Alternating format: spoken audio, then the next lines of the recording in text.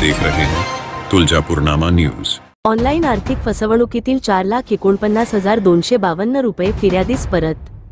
Cyber police Thane Dharashiv तक्रारदार सुलतान अझहर पटेल वय 26 वर्षे राहणार धाराशिव यांना 25 ऑक्टोबर 2024 रोजी त्यांचे मोबाईलवर अनोळखी इसमाने फोन करून तो ICICI या बँकेतून बोलत असल्याचे सांगून तक्रारदार यांचे क्रेडिट कार्ड ॲक्टिवेट करण्यासाठी मोबाईलवर OTP येईल असे सांगून तक्रारदार यांचेकडून 3 वेळा OTP घेतला। त्यावेळी तक्रारदार यांच्या क्रेडिट कार्डवर अनुक्रमे 96,092 रुपये, 88,290 रुपये व 2,64,870 रुपये असे 3 ट्रान्झॅक्शन झाल्याचे मेसेज आले। सदरवेळी तक्रारदार यांनी सदर इसमास पैसे कट झालेबाबत विचारणा केली असता त्याने उडवाडवीची उत्तरे दिली, म्हणून तक्रारदार यांना संशय आल्याने ते तात्काळ सायबर पोलीस ठाणे धाराशिव येथे आले।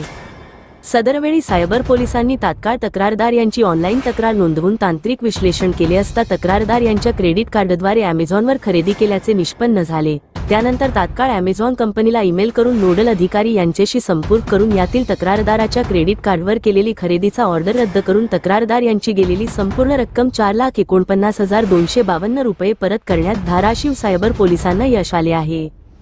सदरची कामगिरी पोलीस अधीक्षक संजय जाधव, अपर पोलीस अधीक्षक गौहर हसन यांच्या मार्गदर्शनाखाली सायबर पोलीस ठाण्याचे पोलीस निरीक्षक सचिन यादव, सहाय्यक पोलीस निरीक्षक सुरेश कासुळे, पोलीस हवालदार हालसे, नाईकवाडी, महिला पोलीस नाईक पौळ, पोलीस अंमलदार जाधवर, भोसले, मोरे, भोसले, तिळगुळे, कदम, काजी, सूर्यवंशी, महिला पोलीस अंमलदार खांडेकर, शेख यांच्या पथकाने केली।